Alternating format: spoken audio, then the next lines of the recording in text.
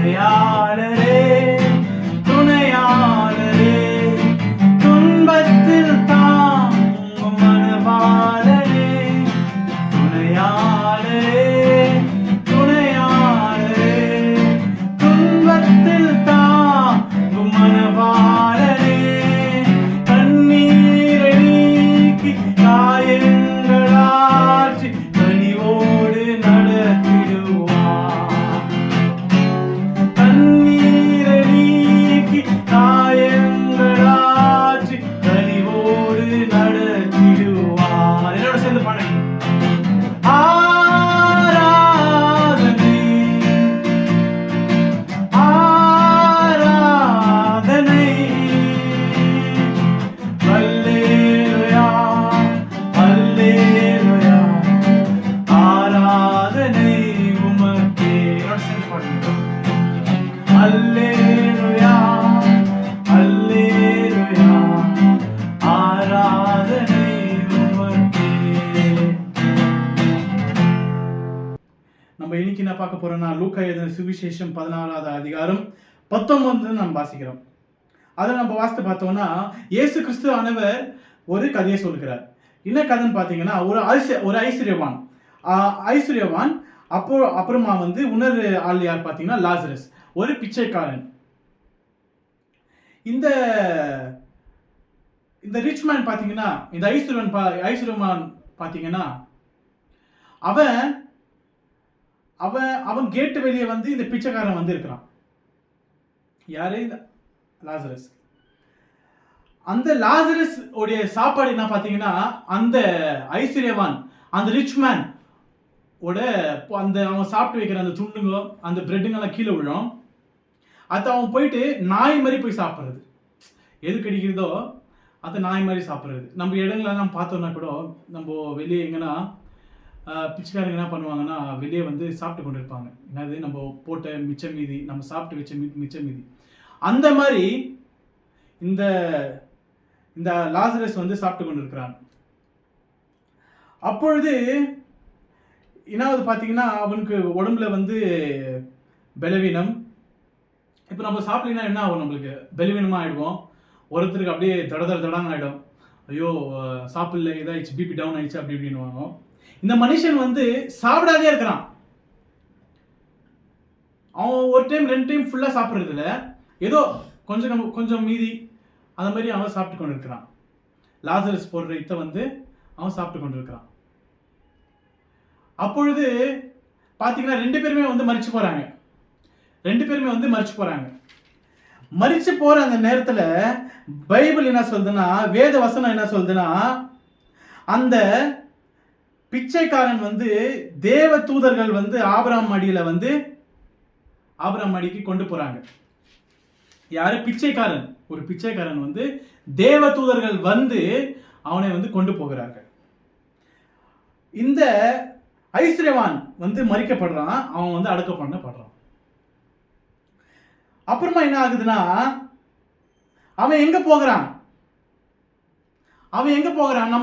நம்ம மறித்த பிறகு நம்மளுக்கு நம்ம எங்க போறோம் நம்மளுக்கு தெரியாது அப்படின்னு நிறைய பேர் நினைத்து கொண்டிருக்கிறீங்க. நான் மறித்தா எங்க போகணும்? நான் மறித்தா நான் பரலோகத்துக்கு போகணும் இல்லை பாதாளத்துக்கு போகணும் எனக்கு தெரியலையே. இது நம்ம நினைத்து கொண்டிருக்கிறோம். நம்ம யாரு? இயேசுவை விசுவாசிக்கிறவர்கள். அவரை வர்ஷிப் பண்றோம், அவருக்காக உபவாசம் இருக்கிறோம், நம்ம வாரம் சர்ச்சுக்கு போறோம், அவனுடைய வார்த்தையை கேட்கிறோம். ஆனா நம்மளுக்கு தெரியல நம்ம வழி எங்க போகுது, நம்ம நோக்கி எங்க போகுதுன்னு. தேவ பிள்ளைகளே, நான் ஒன்று சொல்லுகிறேன். கிறிஸ்தவ வாழ்க்கை என்பது ஒரு நோக்கம். கிறிஸ்தவன் என்று சொல்லிக்கொண்டு நான் எங்க போகிறேன் என்று எனக்கு தெரியவில்லையே என்று சொல்வதில் நீ கிறிஸ்தவன் கிடையாது. நீ போற நோக்கம் எங்க? What is your aim? எங்க நீ போய் கொண்டிருக்கிற? அதுதான் கிறிஸ்தவன். எனக்கு தெரியும், இன்னைக்கு நான் மரித்தேனா நான் போக போறது எங்க? பரலோகம். நிறைய பேருக்கு இன்னைக்கு டவுட், நான் பரலோகம் போவானா இல்ல பாதாளத்துக்கு போவானா? ஒரு நோக்கத்தோட வாழ வேண்டும். இது பற்றி நான் இன்னும் டீப்பா பேசுகிறேன் அடுத்தடுத்த வீடியோவில். இந்த இந்த கதையை நம்ம பார்த்தோம்னா ஆபிரகாம் மடியிலே அவன் இருக்கிறான். யாரு? ஒரு பிச்சைக்காரன். ஆபிரகாம் மடியில ஒரு பிச்சைக்காரன் இருக்கிறான். இப்ப நீங்களே இப்ப சர்ச்சுக்கு போறீங்க, சர்ச்சுக்கு போய் நீங்க வாரம் வாரம் சர்ச்சுக்கு போறீங்க, வாரம் வாரம் ஒரு பிச்சைக்காரன் வெளியேறான். எங்க சர்ச்ல எல்லாம் பாத்தீங்கன்னா வாரம் ஒரு வெளியேறான், பிச்சை எடுத்து கொண்டு இருக்கிறான். நீங்க நல்லா ட்ரெஸ் சூட்டு கீட்டு எல்லாம் போட்டு கொண்டு போய் கொண்டு இருக்கிறீர்கள். அப்பொழுது சடனா பாத்தீங்கன்னா ஜட்ஜ்மெண்ட் ஆயிடுது. நீங்க இதுக்கு போறதில்லை, நீங்க பரலோக ராஜ்யத்துக்கு போறதில்லை. ஆனா அந்த பிச்சைத்துல இருந்த பரலோக ராஜ்யத்துக்கு கடவுள் கொண்டு போயிடாரு. உங்களுடைய இது எப்படி இருக்கும்? உங்களுடைய தாட் எப்படி இருக்கும்? உங்களுடைய மனநிலை எப்படி இருக்கும்? ஐயோ ஆண்டவரே, உமக்காக நான் ஓடினேன் அல்லவா, உமக்காக நான் சுவிசேஷம் சொன்னேன் அல்லவா. எப்படி ஒரு ஒரு கடினமான அந்த அந்த உள்ள எப்படி இருக்கும் உங்களுக்கு? ஐயோ எப்பா, எப்படி இது சாத்தியம்? நான் உமக்காக உபவாசம் இருந்தேன், உமக்காக நான் ஜெபித்தேன், உமக்காக நான் முழங்காலிட்டு நான் ஜெபித்தேன். ஆனா ஒண்ணுத்துக்கு வேல்யூ இல்லையே. அவன் பிச்சைக்காரன் போயிட்டானப்பா. அப்படிதான் இந்த ஐஸ்வர்யவானுக்கு இருந்தது. ஐஸ்வர்யவான் எங்க தள்ளப்படுறான்? பாதாளத்துக்கு தள்ளப்படுறான். He is going to Hades, பாதாளம். நிறைய பேர் நினைத்துக் கொண்டிருக்கிறீர்கள், நிறைய பேர் கிறிஸ்தவர்கள் அல்ல, வேற சிலர்லாம் என்ன நினைத்துக் கொண்டிருக்கிறீங்கன்னா, எனக்கு பரலோகம் வண்டி தான் இருக்கு, எனக்கு பாதாளம் கிடையாது அப்படின்னு. என்னுடைய அருமையான தேவ பிள்ளையே, பாதாளம் இருக்கு, பரலோகம் இருக்கு. ஆண்டவர் அது சிருஷ்டித்திருக்கிறார். யாருக்காக? உனக்காக எனக்காக அல்ல, சாத்தானுக்காக. பாதாளம் சிருஷ்டிக்கப்பட்டது, அந்த எட்டர்னல் ஃபயர் சிருஷ்டிக்கப்பட்டது யாருக்கு? உனக்கா எனக்கா? சாத்தானுக்கு. அது நிறைய பேருக்கு தெரியல. நிறைய பேர் நினைத்துக் கொண்டிருக்கிறீர்கள் நம்மளுக்கு பரலோகம் வண்டிதான் இருக்குதுன்னு. சில பேர் நினைத்துக் கொண்டிருக்கிறீங்க, சில கம்யூனிட்டிஸ் எல்லாம். பைபிளை வாசிங்க, பைபிளை படிங்க. பைபிள்ல ஒரு வார்த்தையும் ஆண்டவர் சொல்லுகிற வார்த்தை. நீங்க உங்களுக்கே சில உங்க முன்னோர்கள் எல்லாம் என்ன பண்ணிருக்காங்கன்னா, நீங்களே அவங்களுக்கு டிஃபரெண்டான ஒரு வேர்ட்ஸ் எல்லாம் போட்டு இதுதான் பைபிள் என்று அவங்க நினைத்துக் கொண்டிருக்கிறார்கள். சாத்தான் பண்ணுகிற ஒரு செயல் அது. சாத்தான் நம்மளை திசை மாதிரி நம்மளை பிரித்து வைத்திருக்கிறான். இவன் அந்த ஐஸ்வர்யவான் பாதாளத்திலிருந்து ஆபிரகாமை நோக்கி, ஆபிரகாமே அப்பா, எனக்கு கொஞ்சம் இந்த இந்த சுண்டல் அருவு எனக்கு தண்ணி கொடுங்கப்பா, தாகமா இருக்கு, எனக்கு தாகமா இருக்குது. எப்படி இருக்கும் தனிமை? எள்ளு பத்தி யாரும் பேசுறது இல்ல. எள்ளு எவ்வளவு கொடூரமான ஒரு இடம் யாருக்கும் தெரியல. இப்போ நம்ம ஒரு கேஸ் ஸ்டவ் ஆன் பண்ணிட்டு அது மேல கை வைங்க பார்க்கலாம், ஃபுல்லா ஃப்ளேம் வச்சுட்டு எவ்வளவு உன் கையை சுட்டு போற அளவுக்கு அவ்வளவு ஃப்ளேம் இருக்கு, அவ்வளவு பவர் இருக்கு அந்த ஸ்டவ்வுக்கே. அது கூட 7 மடங்கான ஃபயர் இருக்குதான், அக்கினி இருக்குதான், 7 மடங்கான ஃபயர் இருக்குதான். எதுல? பாதாளத்துல. பைபிள் இங்கிலீஷ் வார்த்தை சொல்லுகிறது is tormented.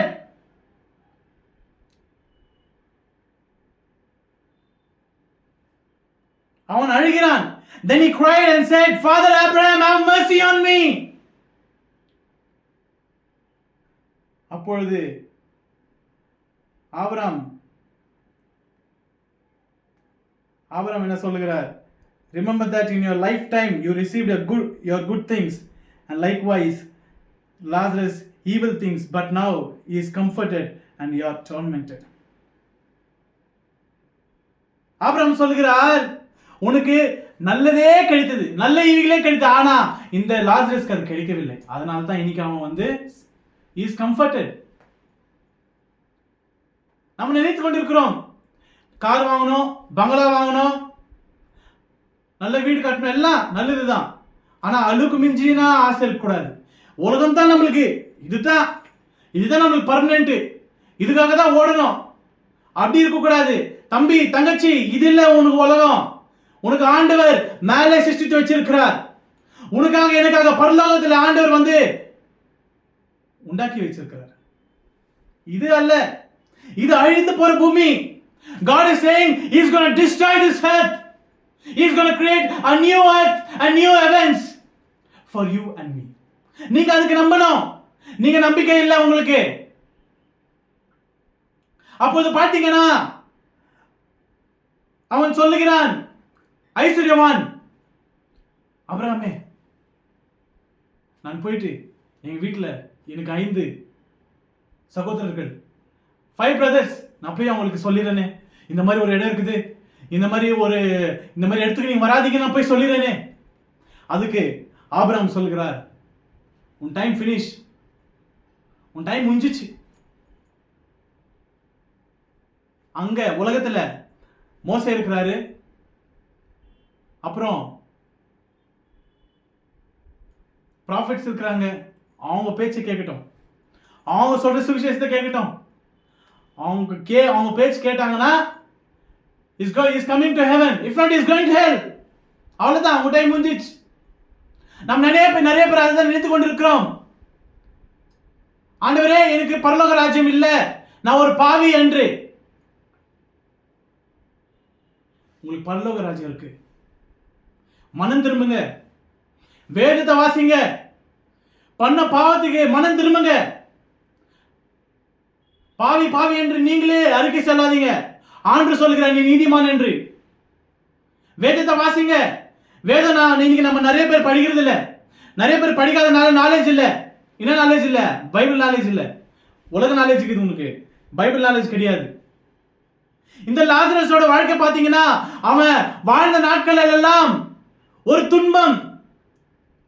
நம்ம ஊழிய சேர்த்து வரோம், ஊழியக்காரங்கெல்லாம் நிறைய பேருக்கு வந்து எல்லாமே கிடைக்கிறது இல்லை. நிறைய பேருக்கு எதுவுமே கிடைக்கிறது இல்லை. சில பேருக்கு தான் அது வீடு வசதி பங்களாலாம். நிறைய பேர் இன்னைக்கு கூட என்ன மாதிரி இன்னும் நிறைய பேர் இருக்காங்க, கஷ்டப்பட்டு ஊழியம் செய்து கொண்டிருக்கிறாங்க உண்மையா. அப்போ சிலர்லாம் உண்மையா வேலை செய்யல, நீங்க கேட்காதீங்க. எல்லாருமே உண்மையா தான் வேலை செய்யறோம், எல்லாருமே உண்மையா தான் இருக்கும். ஆனா சில பேருக்கு ரொம்ப கஷ்டத்துல இருக்கிறாங்க. இன்னைக்கு கூட நிறைய பேர் வந்து சாப்பிட்றதுக்கு சாப்பாடு இல்லை. ஊழியக்கார வீட்டுல சாப்பிட்றதுக்கு சாப்பாடு கிடையாது. பிள்ளைங்களுக்கு வந்து ஃபீஸ் கட்டுறதுக்கு காசு கிடையாது. எவ்வளவு கஷ்டத்தில் இருக்காங்க. ஆனாலும் இயேசுவை விடவில்லை. இயேசு அவங்களுக்கு தெரியும், இயேசு எனக்காக அந்த பரலோக ராஜ்யத்தை வச்சிருக்கிறாங்க. நாங்க இந்த ஊழியத்துக்கு வந்திருக்கிறோம்னா, நான் இந்த ஊழியத்தில் நிக்கிறேன்னா அதுக்கு காரணம் எங்க அப்பா. பாஸ்டர் ஜோஷ்வானா நிறைய பேருக்கு தெரியும். பாஸ்டர் ஜோஷ்வானா நிறைய பேருக்கு தெரியும். நாங்க எப்படிலாம் வாழ்ந்தோம் எல்லாருக்கும் தெரியும். ஆனா நாங்க உள்ள எவ்வளவு கஷ்டப்பட்டோம் யாருக்கும் தெரியாது. நாங்க உள்ள எவ்வளவு கஷ்டப்பட்டு ஆண்டிருக்காங்கன்னு யாருக்கும் தெரியாது. ஒரு விஷயம், எங்க வீட்டுல சாப்பிட்றதுக்கு சாப்பாடு கிடையாது. நான் பெருக்கிறதுக்கு முன்னாடி எங்க ஃபர்ஸ்ட் அக்கா பேச ஜாய்ஸ், எங்க அம்மா அவளை வைத்துக் கொண்டு சாப்பிட்றதுக்கு சாப்பாடு கிடையாது. ஒரு நாள் ஃபுல்லா பட்னி. வீட்டுல எதுவுமே இல்லை. எங்க அம்மா யார்கிட்ட போய் நிக்கல, எனக்கு பசிக்குது சாப்பாடு கொடுங்க, யார்கிட்ட நிக்கல. அவங்களுக்கு தெரியும் என் ஆண்டவர் என்னை போஷிப்பார் என்று. அல்லேலூயா. என் ஆண்டவர் எனக்காக போஷிப்பார். எங்க அப்பா அம்மா ஊழியத்துக்கு போயிருந்தாரு. எங்க அக்காவை எங்க அம்மா வந்து ஒரு நாள் ஃபுல்லா அவளுக்கு பசி தெரியக்கூடாது என்று ஒரு ஸ்கூல் இருக்கு, ஹோலி கிராஸ் என்று, அங்க கொண்டு போய் அவளை ஆட வைத்துக் கொண்டே இருந்திருக்கிறார்கள் ஒரு நாள் ஃபுல்லா. எவ்வளவு துக்கமா இருந்திருக்கும் அவங்க மனசு. ஐயோ, என் பிள்ளை நான் பெற்று விட்டேன், ஆனால் போஷிக்க சாப்பாடு இல்லை என்று எவ்வளவு வேதனை இருக்கும். ஆனாலும் ஆண்டவர் போஷிப்பார். எங்க அப்பா ஊழித்து போய் திரும்பவும் சாயங்காலம் வர சொல்ல அவர் கேக் வாங்கி வந்துக்கிறாரு. அந்த கேக்கை சாப்பிட்டு விட்டு தண்ணி குடித்து படுத்திருக்கிறாங்க. ஹல்லேலூயா. ஒரு கேக் போதும் வயிறு ரொம்பறதுக்கு அந்த சின்ன குழந்தைக்கு. ஒரு நாள் ஃபுல்லா பட்டினி அந்த குழந்தைக்கு. எங்க அக்கா பெரிய அக்காவோ ஜாய்ஸ் கிருபாவதி, எங்க வாழ்க்கையெல்லாம் நீங்க கேட்டு பார்த்தீங்கன்னா எவ்வளவு சாட்சி சொல்லலாம். அந்த சாட்சி சொல்லனா ஒரு 10 hour வேணும், ஒரு நாள் ஃபுல்லா வேணும் சாட்சி சொல்றதுக்கு. அவ்வளவு சாட்சி இருக்கு ஊழியத்துல. நிறைய பேர் நினைக்கிறேன் இந்த பையனுக்கு என்ன தெரியும், இவனுக்கு என்ன எக்ஸ்பீரியன்ஸ் இருக்குதுன்னு. 20 வருஷம் காலம் எங்க அப்பா கூட நான் இருந்திருக்கிறேன். ஊழியனா எனக்கு என்னன்னு தெரியும், பசி படிக்கணும் எனக்கு என்னன்னு தெரியும், துணியோட வேல்யூ தெரியும், சாப்பாடோட வேல்யூ தெரியும், ஃபீஸோட வேல்யூ தெரியும். எல்லாமே தெரிந்துதான் வந்திருக்கிறேன். சும்மா யாரும் ஊழியத்துக்கு வந்துடுறதில்ல, சும்மா யாரும் ஊழியத்துக்கு வர்றதில்ல. 30 ஆண்டு காலங்கள் எவ்வளவு கஷ்டம் இருந்திருக்கும் எங்க அப்பாக்கு. ஆனாலும் இயேசு அவரை கைவிடவே இல்லை. ஒரு நாளும் நாங்க பட்டினியா இருந்தாலும் ஒரு நாள் ஃபுல்லா, ஆனா அந்த ராத்திரி நாங்க போஷிக்கப்படுவோம். அதுதான் இயேசுவை நம்புவதற்கு, இயேசுவை உண்மையாக விசுவாசம் இருக்கிறவங்களுக்கு அதுதான். நாங்க பணம் காசு நம்பி ஊழியத்துக்கு வரல. அவங்க எனக்கு ஹெல்ப் பண்ணுவாங்க, இவங்க எனக்கு ஹெல்ப் பண்ணு, நான் வர யாருமே வரல. எங்க அப்பா வரல அதுக்காக, நான் கூட வரல அதுக்கு. இவங்க யாருன்னா எனக்கு நான் நல்லா வீடியோ பேசினா, உங்களை பார்த்து நல்லா பாட்டு பண்ண எங்களுக்கு காணிக்க அனுப்புவீங்க, எனக்கு இது பண்ணுவீங்க அது பண்ணி, நான் அதுக்கு ஊழியத்துக்கு வரல. ஆண்டவர் எனக்கு சேர்ந்த நன்மைக்காக நான் ஊழியத்துக்கு வந்திருக்கிறேன். இன்னைக்கு நான் நீங்க பேசிக்கொண்டதுனால நான் ரொம்ப யோகியன் கிடையாது. நானும் பல தப்புகளை பண்ணி தான் வந்திருக்கிறேன். ஊழியமே வேணும் கொண்டு இருந்த நாட்கள்லாம் உண்டு. எங்க தகப்பனார் மரித்த பின்பு நான் இந்த ஊழியத்தே வேணாம், ஏன்னா எங்க அப்பா அனுபவித்த வலி அந்த மாதிரி டிப்ரெஷன் எனக்கு வேணாம், நான் ஒரு நல்ல வாழ்க்கை வாழணும் அப்படின்னு சொல்லிட்டு நினைத்து கொண்ட நாட்கள்ல உண்டு. ஆனால் எனக்கு ஆண்டவர் செய்த நன்மைக்காக நான் இந்த ஊழியத்துக்கு வந்திருக்கிறேன். சும்மா வரல ஊழியத்துக்கு, சும்மா கோட் ஷீட் போட்டோம்னா நம்மளும் பைபிள் தூக்கினோம் வரல. ஆண்டவர் செஞ்ச நன்மை, ஆண்டவருடைய சுவிசேஷம் பிரசிக்க வேண்டும் இந்த உலகம் ஃபுல்லா கொண்டு அந்த நோக்கத்தோடு தான் இந்த ஊழியத்துக்கு வந்திருக்கிறேன். சும்மா வரவில்லை. எங்க அப்பாவும் சும்மா இந்த ஊழியத்துக்கு வரல, ஆண்டவருடைய சித்தம் ஊழியத்துக்கு வந்திருக்கிறோம். பாடு பிரச்சனை, இந்த லாசரஸ் போல பாடு பிரச்சனை, ஒரு நாளும் பாடு பிரச்சனை ஊழியத்துல. அதனால அந்த பிரச்சனை இருந்தாலும் ஆண்டவர் இன்னைக்கு எங்களை ஒரு நல்ல நிலைமைக்கு ஆண்டவர் எங்களை கொண்டு வந்திருக்கிறார். அல்லேலூயா. ஒரே ஒரு ட்ரங்க் பொட்டி, ஒரு ட்ரங்க் பொட்டி, கொஞ்சம் சாமானம், எங்க அப்பாவும் எங்க அம்மாவும் எங்க அக்கா சின்ன பொண்ணு ஃபர்ஸ்ட் அக்கா நாங்க ஊழியத்துக்கு வர சொல்ல. இன்னைக்கு எங்க வீட்டுல பாத்தீங்கன்னா எல்லாமே இருக்கு, எதுவும் இல்லைன்னு சொல்ல முடியாது.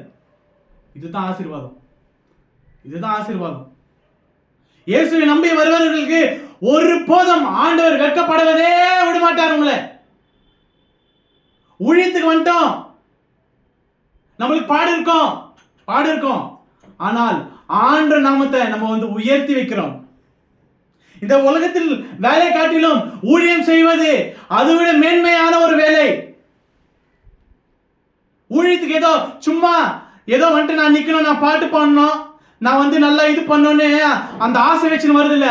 அபிஷேகத்தோட வர வேண்டும் ஊழியத்துக்கு. அபிஷேகம் தான் முக்கியம். ஆண்டவருடைய இயேசு கிறிஸ்து தன்னுடைய பரிசுத்த ஆவியை பேசுகிற ஒவ்வொரு ஊழியக்காரன் மேலும் அவர் செலுத்துகிறார்.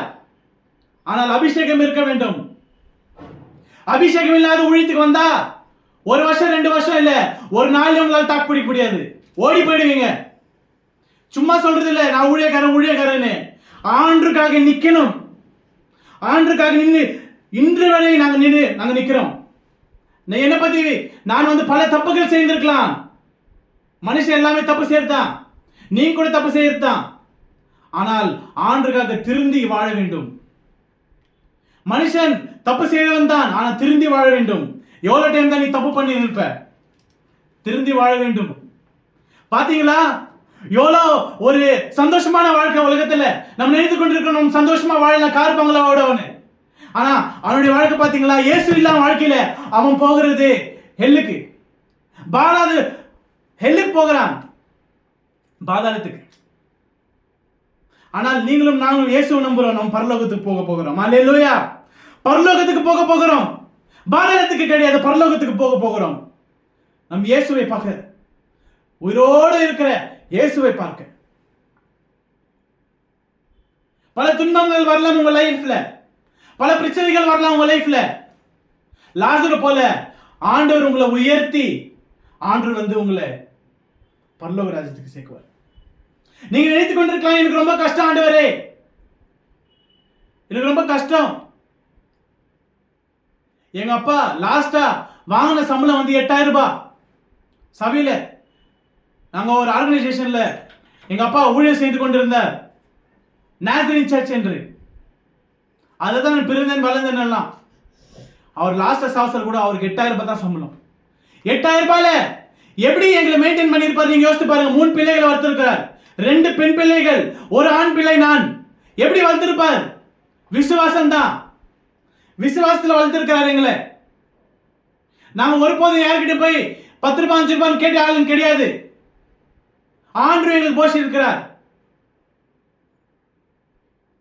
எவ்வளவு கஷ்டத்தில் ஆண்டவர் எங்களை வழி நடத்தினாலும் எங்களுக்கு தெரியும் ஆண்டவர் எங்களை போஷிப்பார் என்று.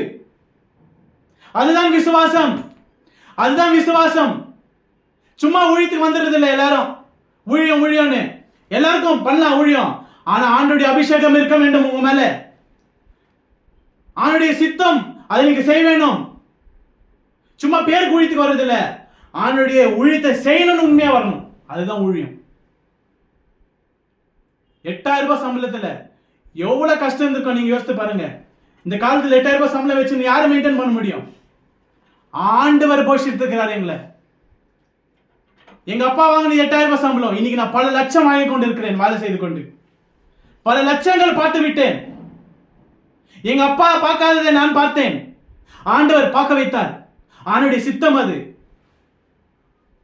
அப்ப நான் நினைத்தேன், ஆண்டவர் எங்களே எனக்கு ஒரு பாரம். ஆண்டவர் ஏன் எனக்கு இந்த கஷ்டம், நான் ஏன் இவ்வளவு கம்மியா இருக்கும்? ஆண்டவர் என்னை கொண்டு பல லட்சங்களை பார்த்து வைத்தார். ஆனா இன்னைக்கு எனக்கு தோணுது அந்த பல லட்சம் வேஸ்ட், அந்த பல லட்சம் வேஸ்ட். ஏன் தெரியுங்களா? அந்த பல லட்சம் வந்து உங்களை பரலோக ராஜ்யத்துக்கு கொண்டு போவாது.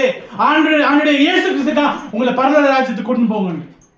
நான் நினைத்தேன், ஏன் இவ்வளவு கம்மியான சம்பளம்? எங்க அப்பா இந்த ஊழியத்துக்கு வந்திருக்கிறாரு, 8000 ரூபாய் சம்பளம். ரொம்ப துக்கம், ரொம்ப பாரம் ஊழியத்துல. எங்களுக்கே இவ்வளவு கஷ்டம். எங்க அப்பா 81ல BA கிராஜுவேட். அவர் வந்து எதுக்கெல்லாம் இந்த வேலைக்கு போயிருந்தாலும் அப்பயே கம்ப்யூட்டர் கோர்ஸ்லாம் முடிச்சு BA படிச்சு 81லயே அவர் வந்து எதுவும் நல்ல வேலைக்கு போயிருக்கூடாது, நாங்கள் நல்ல நிலைமைக்கு இருந்திருக்க மாட்டோமா நான் நினைத்து கொண்ட நாட்கள்லாம் உண்டு. எங்களுக்கே இவ்வளவு கஷ்டம் நினைத்த நாட்கள்லாம் உண்டு. ஆனால் இன்னைக்கு ஆண்டவர் என்னை கொண்டு அந்த அந்த பல லட்சங்களை என் கைகளை பார்த்துட்டேன் நான்.